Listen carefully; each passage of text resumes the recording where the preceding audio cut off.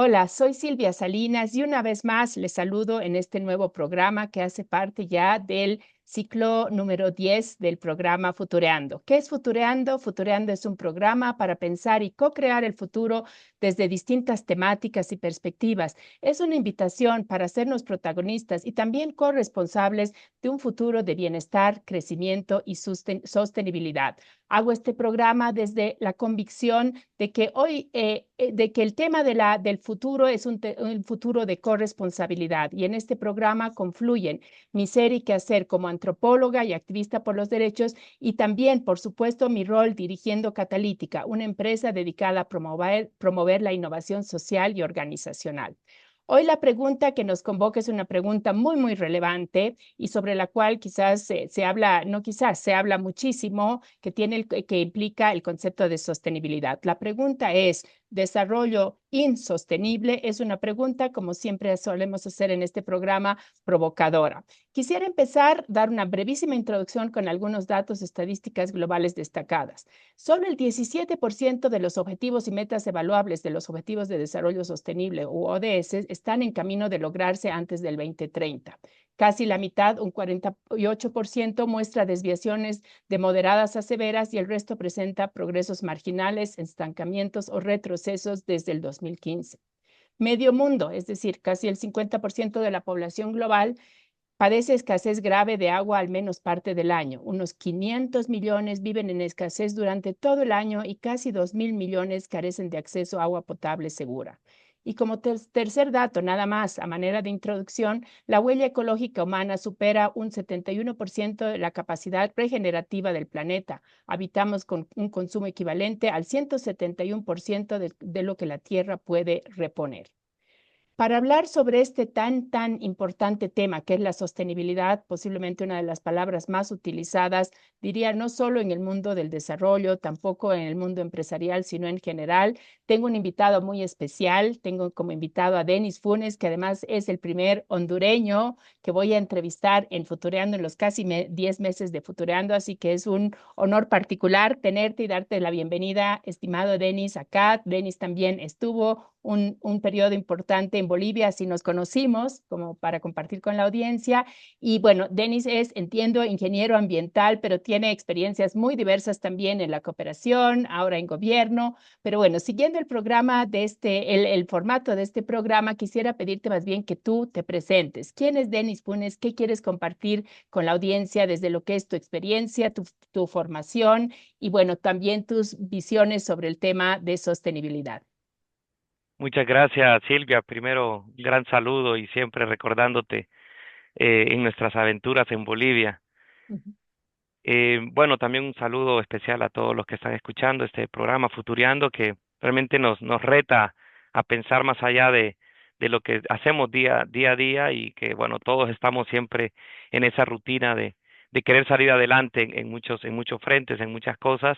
Así que tomarnos un tiempo para poder hablar del futuro y hacerlo de esta manera, bajo este formato, me encanta y así que te agradezco mucho por la invitación y es un honor más bien para mí estar en este programa y además ser el primer hondureño, como dices, que espero que puedas tener otros y así ir diversificando los acentos latinos que seguro tienes muchos en tu programa. Pues bueno, como dices, soy ingeniero ambiental de formación. He estado antes en temas técnicos de refrigeración y aire acondicionado que me llevaban hacia un mundo más como de ingeniería, pero en el camino también me fui empapando de los temas sociales, de las causas sociales, de los temas de las brechas que existen en términos de el ejercicio pleno de derechos, ¿verdad? De las personas, tanto hombres como mujeres, también los derechos de las poblaciones en minoría. Así que bueno, he pasado 20 años en la cooperación internacional, apoyando a diversos estados, apoyando diversos sectores también, ¿verdad? Sectores que están vinculados al desarrollo, ¿verdad? Un desarrollo que todos aspiramos tener y que todos hablamos de que sea sostenible. Así que hablar de ese tema para mí también es un placer. He estado, como te digo, involucrado 20 años en temas de desarrollo sostenible, trabajando para organizaciones no gubernamentales, 14 años trabajando en Naciones Unidas, específicamente en el programa de las Naciones Unidas para el Desarrollo, que tiene la bandera, ¿no? Del desarrollo humano y que también es como el que ha venido integrando toda la agenda de desarrollo sostenible a nivel global a través de la Agenda 2030 y los Objetivos de Desarrollo Sostenible, que has mencionado una estadística que bueno, conocemos y que es posible que varíe un poco, pero ya de entrada te digo, evidentemente no se van a lograr los Objetivos de Desarrollo Sostenible, por lo menos al 2030. Veamos si más adelante es posible lograr esos enormes desafíos en términos de brechas que hay en esos 17 objetivos que se han planteado y que van a continuar siendo la agenda de desarrollo a nivel global. Muchas gracias, Denis. Y bueno, vengo de haberme reunido con un grupo de personas donde hablábamos un poquito de coherencia en general en la vida, ¿no? De las personas y pues también estas brechas muchas veces entre el discurso, la formalidad y la actitud y las acciones cotidianas, ¿no? En ese marco, un poquito quisiera conectar con el tema de la sostenibilidad, porque sostenibilidad debe ser uno de las palabras o conceptos más utilizados en distintos diálogos a distintos niveles. Es como una preocupación latente global, pero yo tengo dos percepciones. Una, que primero no entendemos todos y todas lo mismo por sostenibilidad, ¿no? Y a veces la usamos, y a veces en ese uso que hacemos, un poco discrecional de pronto, también vaciamos de contenido la palabra. Como dicen en inglés muchas veces, es una de estas tantas palabras como buzzwords, ¿no? Que nos llenan el discurso, nos llenan, pues nada, las escribimos con facilidad, pero en realidad, aunque a veces pensamos que hablamos de lo mismo, no estamos hablando de lo mismo y no tenemos una real conciencia de qué es este concepto. Así que tal vez empezando por la parte más conceptual, ¿no es cierto? Para luego de pronto terminar el programa también, ¿qué puedo hacer yo, ¿no? Individualmente cada día para contribuir a un mundo desde lo que es mi responsabilidad ciudadana, pero empezando por la parte conceptual. ¿Cómo definirías el concepto? O sea, ¿cuáles son los elementos clave de cuando hablamos de sostenibilidad? Bueno, mira, este es un concepto que, como bien dices, se ha venido, yo pienso que transformando con el tiempo y siendo un poco más abarcativo, es decir, que ha venido integrando a una serie de sectores. Comenzó más como un tema aspiracional desde el punto de vista del planeta, de la sostenibilidad del planeta en el que vivimos, ¿verdad? Es más, se hablaba de sostenibilidad ambiental, porque lo que se criticaba en ese momento es que el modelo de desarrollo, ¿verdad? Principalmente de países industrializados, generaba un modelo que contaminaba el medio ambiente y que los gases de efecto invernadero nos estaban generando un problema de cambio climático que había que atacar, ¿verdad? Entonces, que el modelo de desarrollo al no funcionar nos estaba llevando al caos, a la crisis continua, y por eso se introdujo, ¿no? Entre los 80, los 90, hablar del desarrollo sostenible, de la sostenibilidad ambiental, ¿verdad? Y la Convención de Río, por ejemplo, ¿verdad? En el 92, que define un concepto que yo pienso que tiene que evolucionar más bien, que no se puede quedar solo en decir románticamente que tenemos que tener un desarrollo en la actualidad que asegure y garantice el desarrollo de las futuras generaciones. Bueno, eso es un excelente inicio de esta conversación, ¿no? Hablar de lo conceptual. Yo creo que el tema de desarrollo sostenible y de sostenibilidad como concepto, pues ha venido evolucionando y me parece correcto que ha sido así. Es ahora un concepto mucho más integrador, ¿verdad? Mucho más abarcativo en términos de ponerle apellidos inclusive al tema de sostenibilidad, ¿no? Antes comenzábamos a hablar solo en los 80s, en los 90s, hablábamos más de la sostenibilidad ambiental, ¿verdad? Como un concepto que sonaba un poco hasta romántico, ¿verdad? De los ambientalistas, de aquellos que decían necesitamos dejar un futuro mejor para nuestros hijos, para nuestros nietos, nietas. Necesitamos un planeta que sea sostenible en el tiempo. Entonces, los temas de cambio climático, todas las presiones ambientales, ¿verdad? En términos de la contaminación que se estaba dando en esos momentos, pues genera todo este debate de hacia dónde vamos, ¿verdad? Hacia un futuro totalmente incierto, con caos, donde comenzaron a salir conceptos alrededor del tema de sostenibilidad, como la huella de carbono, que la huella hídrica, y una serie de temas que venían más desde, como te digo, desde el sector o desde el grupo de ambientalistas o de personas que comenzaron a hablar de los temas ambientales y de cambio climático. Luego, con el tiempo, yo creo que ahora se utiliza la sostenibilidad desde muchos ámbitos, ¿no? la sostenibilidad financiera, la sostenibilidad, por ejemplo, de la gobernabilidad en los países, ¿verdad? Todo al final uno lo relaciona con que esto debe ser sostenible. Y al final creo que es un elemento clave de todo esto, es que hablamos del tiempo. Es decir, cuando decimos sostenibilidad, no estamos trascendiendo al tiempo presente, ¿no? Estamos hablando del futuro prácticamente. Estamos diciendo que lo que estamos haciendo tiene que trascender, tiene que ser en el tiempo, se tiene que mantener al menos, o inclusive tiene que mejorar. Entonces, evidentemente, hablar de sostenibilidad en los modelos de desarrollo, en los modelos institucionales de los países, es referirnos a que tenemos que seguir construyendo, ¿verdad? Construyendo sociedades que cada vez estén más como preparadas para ese futuro, ¿no? Entonces, por eso hablamos de sociedades más resilientes, sociedades que co-construyen, ¿no? Una cohesión social que les permita tener, ¿no? Una gobernabilidad y una gobernanza que trascienda en el tiempo y les permita que ese desarrollo, esa prosperidad, ese crecimiento, ¿verdad? No comprometa a nuestras futuras generaciones. Seguimos manteniendo eso, pero integrando mucho más a los sectores. Yo creo que hemos ido evolucionando y eso me parece bien, es decir, aunque algunos lo interpreten de una forma, otros lo interpreten de otra forma, más bien eso me parece extraordinario que todos los sectores, que todos los actores de una sociedad comiencen a querer eh, coincidir, ¿verdad?, en el tema de sostenibilidad con todas las aspiraciones que todas las personas tienen de los diferentes sectores. Pero luego podemos decir, bueno, para una población indígena el concepto de sostenibilidad puede ser muy diferente para otra persona que ha nacido en una ciudad o que ha nacido en un país determinado, bajo ciertas condiciones, ¿no? Entonces, partiendo de ahí, yo, por lo menos personalmente, siempre me cuestiono, ¿verdad? Lo que decías al inicio del programa. ¿Estamos en un desarrollo insostenible o vamos hacia una ruta realmente de un desarrollo sostenible? Esa ruta de los objetivos de desarrollo, ¿no? A 15 años que se trazó en el 2015, era para trazarnos una meta, una aspiración al 2030, entonces eso te marca una ruta, ¿no? Ahora, si me preguntas, ¿vamos hacia ese desarrollo sostenible? En ese momento yo te diría que no. Si vemos las estadísticas y de los últimos 50 años, vamos viendo que estamos en un desarrollo que es insostenible bajo ese concepto de que estamos realmente comprometiendo a las generaciones futuras.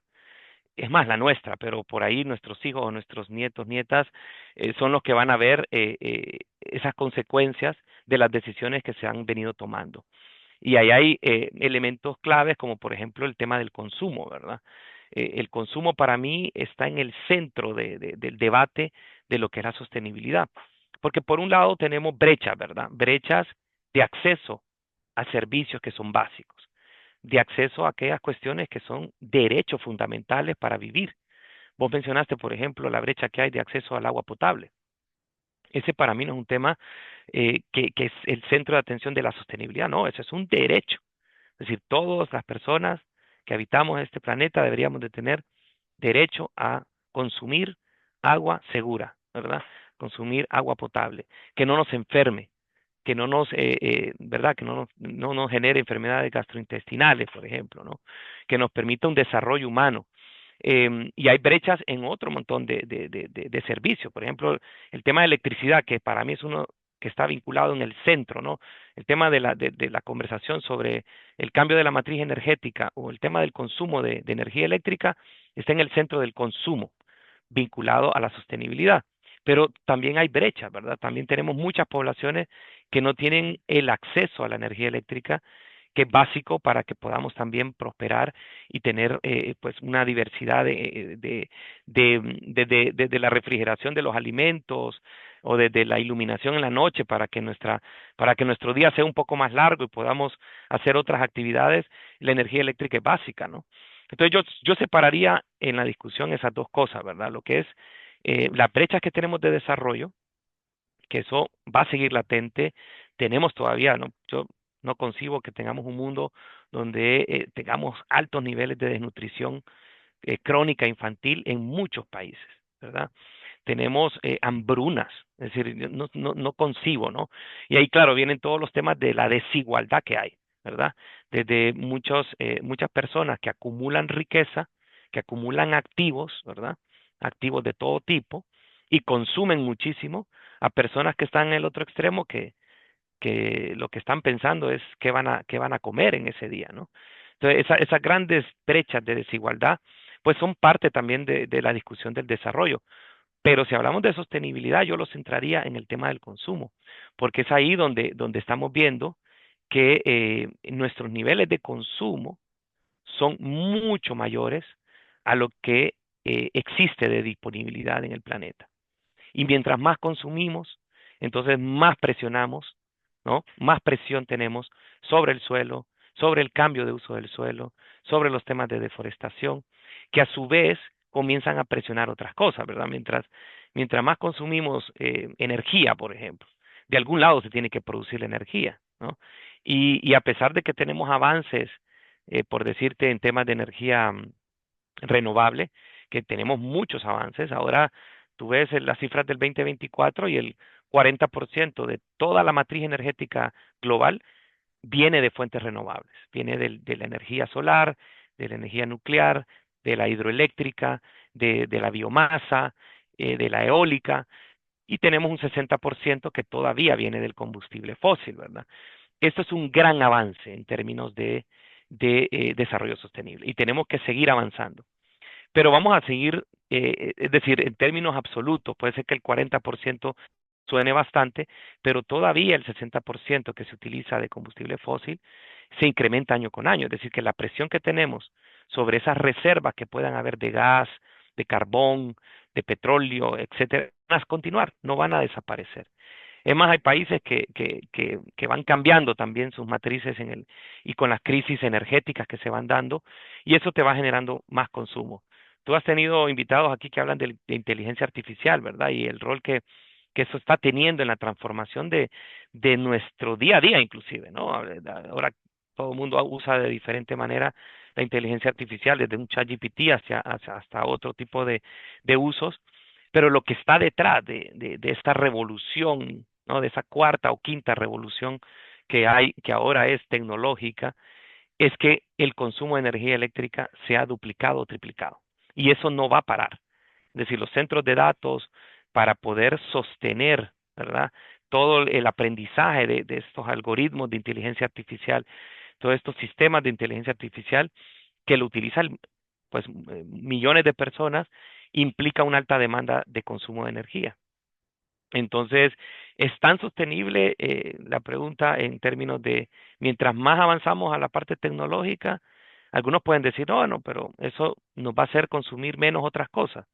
Como que yo desde mi casa puedo pues tener esta conversación contigo, no tengo que agarrar un avión y decir, bueno, entonces mi huella de carbono la estoy cuidando a título personal, porque ahora puedo tener este tipo de reuniones, capacitaciones, puedo trabajar desde casa, pero detrás siempre hay un consumo alto porque dependemos del Internet, dependemos de aplicaciones o de soluciones tecnológicas que también utilizan inteligencia artificial y entonces el consumo de energía sigue siendo, ¿no?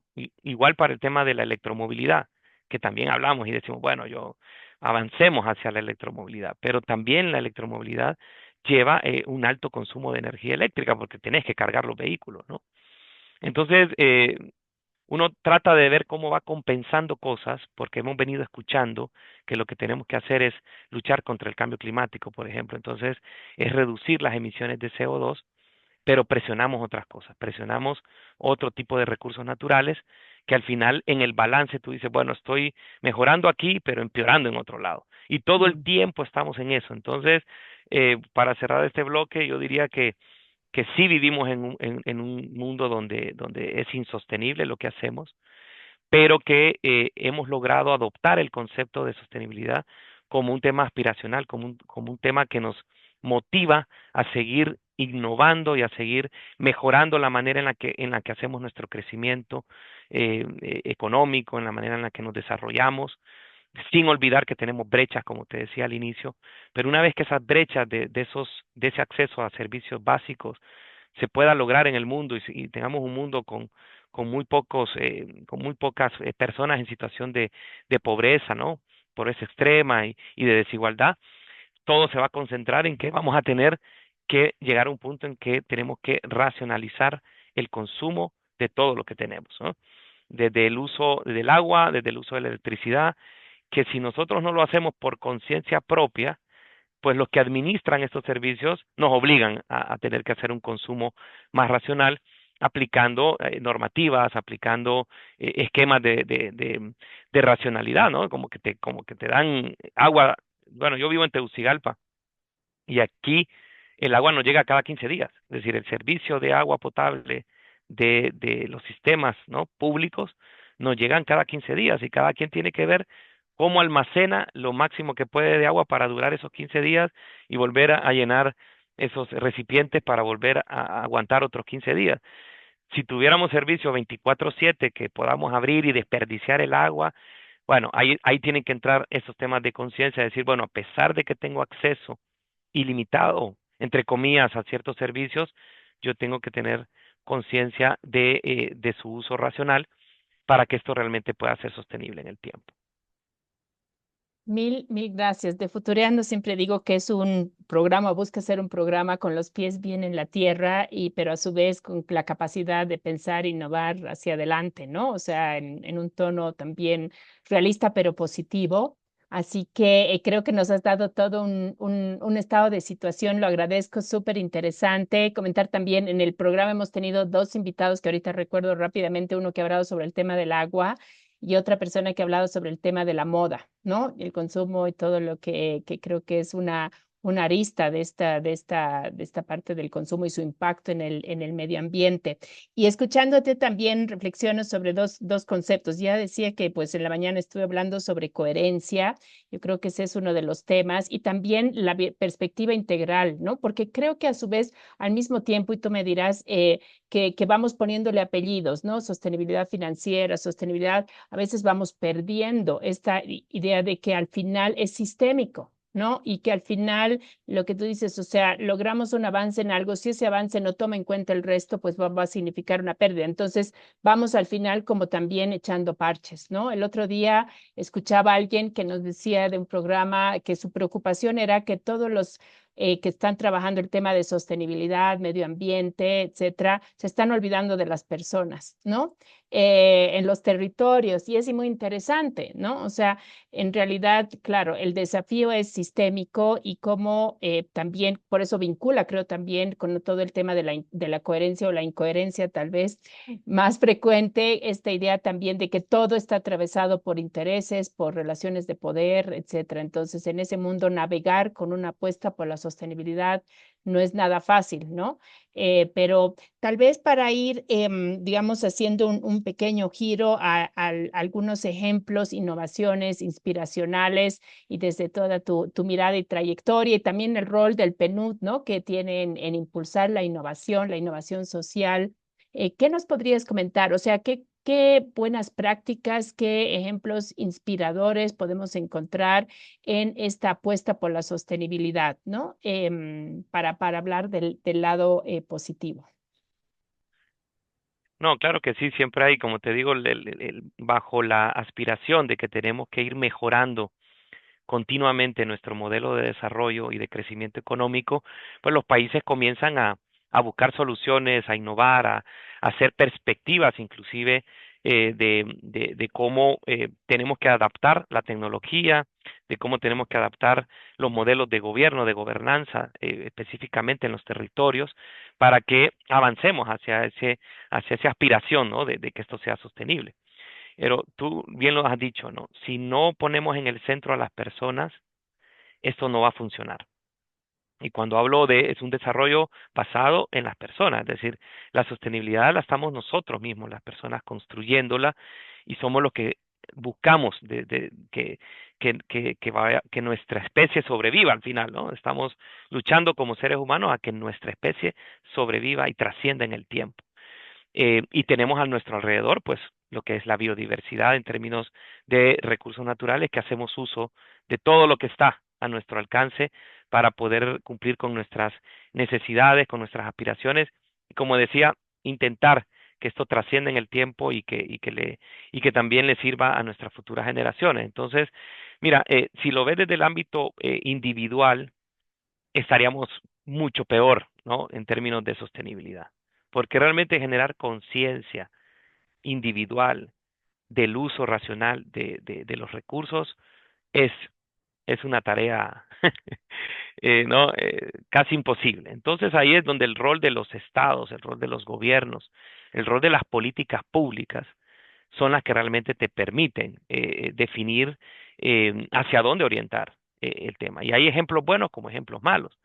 Yo te puedo decir, bueno, si tú quieres incentivar el cambio de matriz en el sector transporte, si quieres motivar la electromovilidad, lo primero que tienes que hacer es eliminar cualquier subsidio que haya hacia los combustibles fósiles.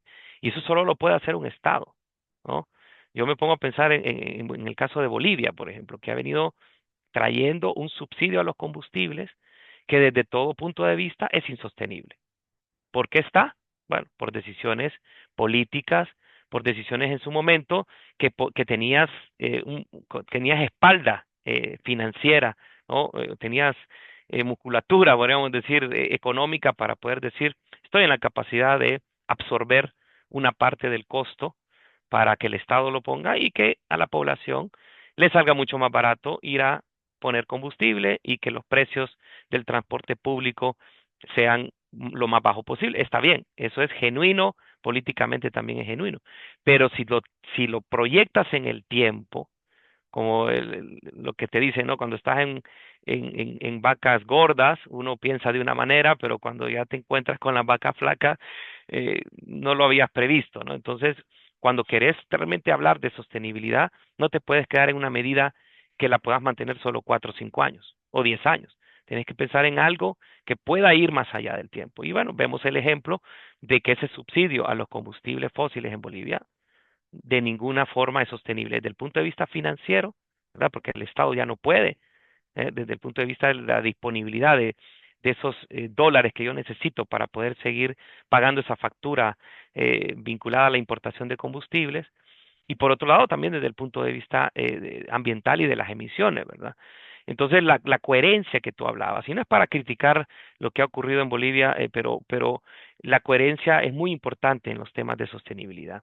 Porque por un lado, decías, o el discurso estaba vinculado a la protección de la madre tierra, a la protección de los bosques, a reducir la deforestación y todo lo vinculado a la biodiversidad, podemos decir, pero por otro lado tenés una política que lo que hace es incentivar y aumentar el consumo de un combustible fósil que al quemarlo también genera un problema en términos de emisiones y del efecto invernadero y del cambio climático. Entonces, la coherencia en las políticas también es muy importante, ¿verdad? Tienen que ser sostenibles de todo punto de vista, ¿verdad? Y cómo tú generas a veces incentivos hacia ciertos sectores que te presionan de una u otra forma el modelo y genera pues un problema de sostenibilidad y de crisis. Así que ejemplos buenos hay, ¿no? Bueno, te puedo mencionar el caso de Costa Rica, por ejemplo, como un ejemplo diferente al que hablamos. En lugar de generar subsidios a los combustibles, que lo que hacen es incentivar el consumo de combustible fósil, ellos crearon un impuesto al combustible fósil. Es decir, que en Costa Rica no solo pagas el precio internacional de lo que cuesta el litro de gasolina o el litro de diésel en una estación de servicio, sino que además pagas un impuesto. Y ese porcentaje de ese impuesto sirve, en el caso de Costa Rica, para un fondo que se ha creado, ¿verdad? Un fondo que es para pago por servicios ambientales, es decir, que compensa de cierta manera. El que consume combustible fósil es el mismo que paga para que los bosques se puedan preservar en Costa Rica, para que la biodiversidad en Costa Rica se mantenga, ¿no? Para que la producción de agua se mantenga y pueda haber recarga de acuíferos y todo. Entonces, es un modelo que es un ejemplo a nivel global y que lo pagan los costarricenses. No dependen de la cooperación internacional, no dependen de que venga otro país a tener que financiar sus transformaciones en materia de sostenibilidad ambiental, en este caso, sino que lo hace el mismo costarricense. El que vive en la ciudad de San José paga para que se mantenga los bosques y las áreas protegidas en otras partes del país. Entonces, ahí puedes ver ejemplos de cómo un Estado puede realmente, con sus políticas, realmente incentivar o no el tema de la sostenibilidad, ¿verdad? Em, las empresas, ¿no? El sector privado, que también estamos convencidos que sin el concurso del sector privado no vamos a alcanzar ese desarrollo sostenible que andamos buscando, ¿no? Es imposible lograr los objetivos de desarrollo sostenible sin el concurso del sector privado, sin el concurso del sector financiero. Entonces hay buenos ejemplos, ¿no? También para mencionar los que conocí en Bolivia, de poder avanzar en un nuevo mercado, por ejemplo, de emisiones de bonos temáticos, de bonos verdes, es decir, son instrumentos de mercado financiero, del mercado de capitales, donde vos pues emitís bonos, ya sea una entidad bancaria o una empresa emite bonos y se endeuda, evidentemente tiene que pagar esa deuda, pero lo utiliza, los recursos los utiliza específicamente para proyectos que van a generar impactos positivos, ya sea en materia social o en materia ambiental o en materia verde, ¿no? El Banco de Desarrollo Productivo, el BDP, es un buen ejemplo de ser el pionero, el primero en emitir un bono de este tipo, un bono verde, para poder fondear un producto financiero que ellos tienen que es de ecoeficiencia, donde van a incentivar a las empresas, a las micro, a las pequeñas, a las asociaciones de productores, a poder incorporar inversiones en energía renovable, en prácticas más sostenibles, en adopción de prácticas que permitan hacer una adaptación al cambio climático, que permitan hacer una mitigación al cambio climático, que permitan manejar una serie de contaminantes que puedan estar utilizando en los sectores productivos. Entonces, tenemos ejemplos buenos desde el punto de vista financiero, desde el punto de vista institucional, desde el punto de vista de las políticas públicas que buscan atacar las fallas, ¿no? Las fallas, hablamos fallas de mercado, hablamos de fallas institucionales. ¿Qué hace, por ejemplo, la Unión Europea? Crea un reglamento específico para que la importación de una cantidad de productos, desde el café, cacao, madera y otro montón de productos, estén libres de deforestación. ¿Qué implica eso? Que la empresa que importa café, por ejemplo, en la Unión Europea, tiene que demostrar la trazabilidad de que ese café no viene de prácticas que generan deforestación en Honduras, en Bolivia, en Guatemala, en Colombia, productores de café. Entonces son buenos ejemplos también que vienen desde la regulación. Por eso es que los gobiernos son los que tienen el principal rol en los modelos de desarrollo. Son los que tienen la principal responsabilidad para poder atacar todas estas causas vinculadas a estos modelos que están generando insostenibilidad en nuestra sociedad, ¿no? Pero son los mismos gobiernos los que también pueden, ¿verdad?, generar otro tipo de políticas que lo que generan es inestabilidad, incertidumbre, caos, ¿no? Falta de cohesión social, todo lo que es esta polarización también política que tenemos, ¿verdad? Ujú. Mira lo que podemos ver en Estados Unidos con las políticas ahora del presidente Trump, diciendo no quiero saber nada del cambio climático, como lo hizo en su primer mandato. Nos salimos de cualquier tipo de cooperación internacional que tenga que ver con esto. O nuestra agencia de cooperación ya no tiene sentido que esté, Mm. ¿no? Y el impacto que ha tenido en muchos países donde USAID pues tenía proyectos muy buenos, con mucha innovación, con mucho trabajo, pero bueno, es un país soberano, es un país que puede tomar sus propias políticas, son los impuestos de los que viven en Estados Unidos que financian estas cosas para la cooperación, pero tiene un impacto. Es decir, que cada Sí. decisión que se tome, ya sea de un gobierno de izquierda, de un gobierno de derecha, de un gobierno centro, del tipo de ideología que tenga, tiene un impacto directo Ujú. en este tipo de acciones vinculadas a la sostenibilidad. Mil gracias con este pantallazo de, lo bueno, lo malo, lo lindo, lo feo, y creo que un mensaje muy importante tuyo es esta, o sea, al final la responsabilidad última está en los estados y, en los gobiernos de turno, ¿no? y bueno, mostrando también el impacto que hoy en un mundo globalizado no solo en la decisión compete necesariamente al país, o sea, tiene un impacto, ¿no? Y me encanta el ejemplo de Costa Rica porque al final, cuando uno piensa en Costa Rica, en el turismo, que es pues una fuente de ingresos fundamental para el país, piensa en la naturaleza, esa que están cuidando a través de estas medidas, ¿no es cierto? Que es un gobierno, pero también es el orgullo de las y los costarricenses, pues sí genera todo un plan, un modelo de negocios que sin duda tiene también sus aristas, de pronto no tan positivas, pero muestra esta integralidad, ¿no? O sea, esta política, el pago, el costo, que también tienes, o sea, el tema de los mecanismos impositivos y también tienes los incentivos, ¿no? Como dos herramientas muy interesantes para promover también cambios positivos. Ahora yo para el minuto que nos queda, porque como en todos los programas y me encanta porque me da ánimo a decir, bueno, voy a pensar, después de terminar el mes 12 voy a pensar en un siguiente ciclo porque sin duda nos hemos quedado con todos los programas con esto, bueno, faltó tiempo y eso es bueno porque hay conversación, hay preguntas. Quisiera preguntarte, o sea, a pesar de que has dicho, y yo creo que me llamó la atención, coincido, pero a veces no es tan lindo escucharlo, esta casi inviabilidad que planteabas respecto al cambio de actitudes y prácticas de la y el ciudadano o individuo particular, ¿no? Esto que hace que discutamos muy fácilmente y ahora imagínate en Bolivia de la política, ese es el tema y Sí. hablamos muchísimo, pero nunca nos preguntamos qué tiene todo eso que ver conmigo, o sea, con el día que hago yo desde que amanece hasta que anochezca para cambiar ciertas cosas, así sea en mi metro cuadrado o 5 metros cuadrados, como dicen, ¿no?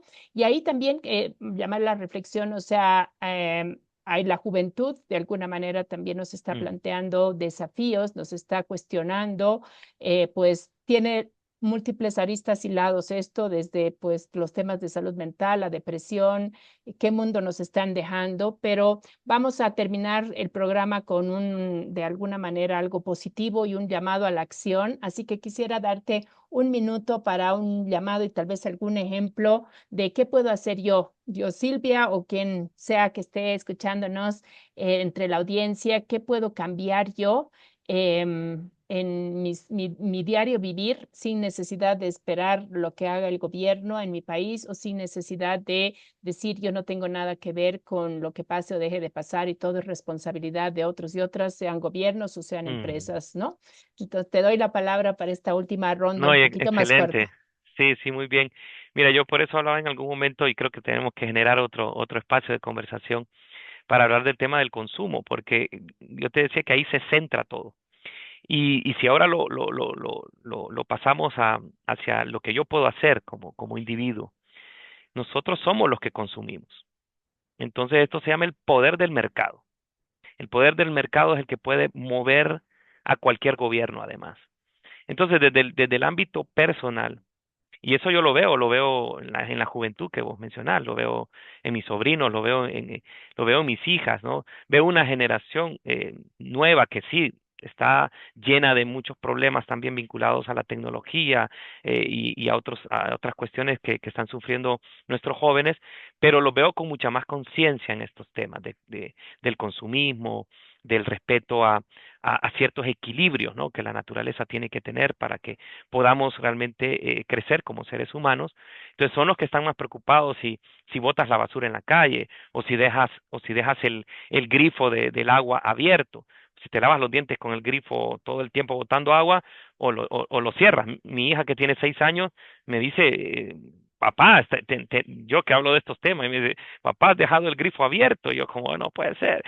Entonces, mira, los niveles educativos, ya no importa si tenés un PhD o no fuiste a la educación formal, estos temas tienen que educarse desde casa, ¿verdad? Es algo que si los padres están conscientes, se lo van a transmitir a los hijos.